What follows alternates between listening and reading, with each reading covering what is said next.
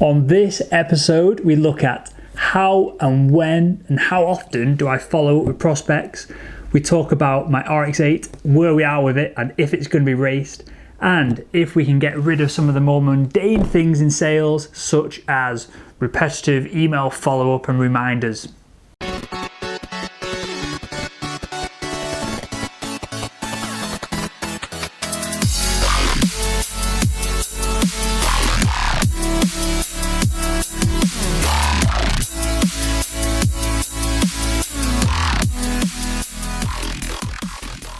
So this is episode 3 and I feel like it's going pretty well. We've still got the wobbly table, still got the dinosaur mug, and still drinking black coffee.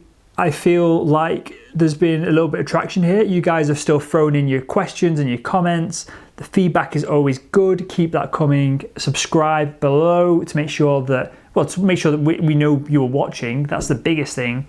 And yeah, your comments help with that and your questions help with that. Just before we dive into the questions, I guess I want to just give you a quick overview of where I want to go with this. I think next week, because of the traction we've had so far, this is going to go to 5 days a week, every single day. Hopefully this gives you a little bit of sales motivation, whether you watch it in the morning or at lunchtime. And yeah, I feel like we're onto something here. 3 shows in, there's been steady, hopefully progress, improvement from my side. The graphics and the design are getting better and better. So, 20, 30 shows in, as it was with the podcast wasn't perfect out the gate, but that has got better and better over time. Salesman Podcast. And I feel like we're on something here. So let's get on with the first question. Laziz asks, how often and how long do you follow up with a customer? Joe, how often do I follow up with a customer? Again, shit question, mate. Shit question. Obviously, it depends on the customer, it depends on the process. If I'm selling mugs, I'm not going to follow up with someone more than 2 or 3 times. If they walk off out my shop, they're gone. I'm not going to try and get an email address. I'm not going to try and follow up with them. If I'm selling cars, then I'm going to follow up with them. I'm going to get their email address and I'm going to check in with them every quarter or so, whether they buy or not. I'm going to try and build a personal relationship with them and I'm going to keep going. And eventually, you've got to be able to get to the point where you sack the lead, where you just say, look, the ROI that I'm getting, because sales is about you. It's about giving value to people, but the reason you do that is so you can buy nice stuff. You can eventually aim for financial independence, early retirement, whatever. Sales is the game to be in, to bring in lots of money fast. So you've got to play the game of you here a little bit. If you are following up constantly and you're not getting anything from it, then you need to just sack them off. If you're selling medical devices like I would have to keep in touch with people and keep going into theatres and spending time with surgeons for a year, 2 years, but then the conversion I'd get from the whole theatre being from one company to another would pay me 6 months worth of commission. So shit question, narrow it down, mate. But essentially, I think you're asking along the lines of, how can I reduce that? And you can't. There's no way, there's no magic bullets. You just got to put in the effort. You will get, whatever effort you put in, you will get back, say, times 1.5%. In that you'll get, whatever effort you put in, you'll get a little bit more back. If you're not, then you're doing something wrong and you need to find out what it is and cut it. Next Level asks, if a company in your local area had a stronghold on most of the clients in your market, how or what can you do to get at them without dropping prices or using other dumb sales tactics?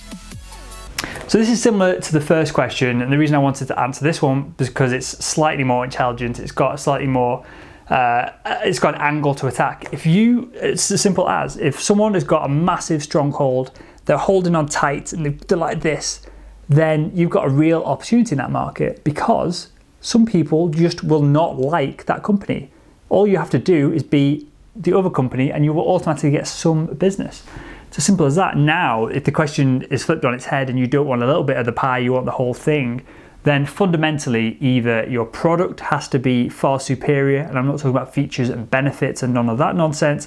I'm talking about hardcore, your product has to save people money, save people time, save people energy, make more money. It has to have a quantifiable leap forward to be able to just take a whole chunk of market.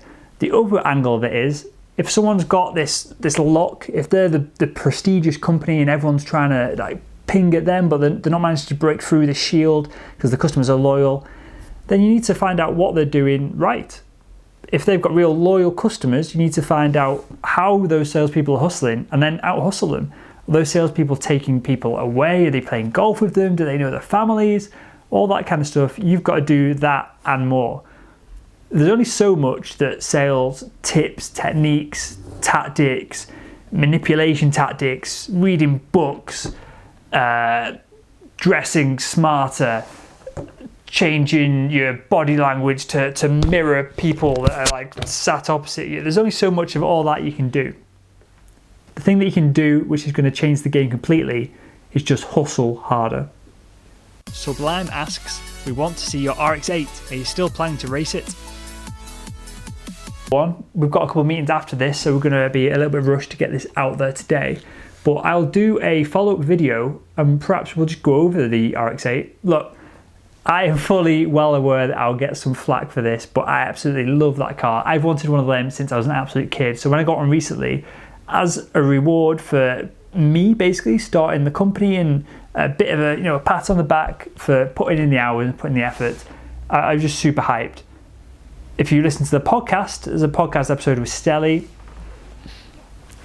You'll know that it was a bit of a faff when I bought it. I didn't get ripped off, but I got sold on a concept or an idea that it was a small part that needed replacing, that it basically was starting up slow and ticking over slow. Took it, did my due diligence, and it wasn't that. It was the engine needs rebuilding. So went back, sold the hell out of this dealer. It was quality, on the phone, over email. No manipulation, but genuine influence was going on there, and he dropped the price because he didn't want it back, and I convinced him that he didn't want it back. And so that's paid for the rebuild. So now we're going to stick a spoiler on it. We need some better wheels, maybe look at the suspension, and then next step is to get it on a track, see how I fare with it. And this is one of the reasons why I didn't go for anything more expensive as well. If we write this off, it's probably not the end of the world. So you might see the Salesman Podcast or Salesman.Red or the hashtag AshWill. Imagine that down the side of the car. That's probably going to come at some point. And yeah, so you'll be seeing it all over the place then. Sam Smith asks, what are some tactics and tips to optimize repetitive tasks such as follow-up and prospecting? It seems at the moment everyone is sales enablement. Everyone is trying to get rid of those repetitive tasks such as emailing people. Email should not be a repetitive task. Look, I use software that will take a template, will add hi, person's name, perhaps a couple of lines, and then I will write a couple of lines afterwards. It's very bespoke to that individual. I'll follow them on Twitter, I'll follow them on Facebook, I'll see what they're writing, see what they're putting out there. Follow them on LinkedIn, see if they're changing jobs, see if they're changing, if they've had any promotions, if anyone underneath them has changed jobs. All these little things I try and add in. That's where the social side of selling comes in. That's where social is a real influencer and a game changer for sales. But if you are just trying to spam people, there's plenty of apps, online applications that will do that for you, but you're not going to get a positive return on your investment and time spent doing it. Leave that to marketers who are all bullshitters anyway. In the world of sales, it's the personal connection that is your biggest asset. That's what you need to leverage. And for you to do that, there's a couple of apps that I use. Rather than go through them all now, because the video will be about 40 minutes long, I'm going to link to them below. So check them out. I'll write a blog post listing a couple of them as well over at Salesman.Red. So that'll be linked below as well. And with that said, that makes it up for today's show. So hopefully you enjoyed it.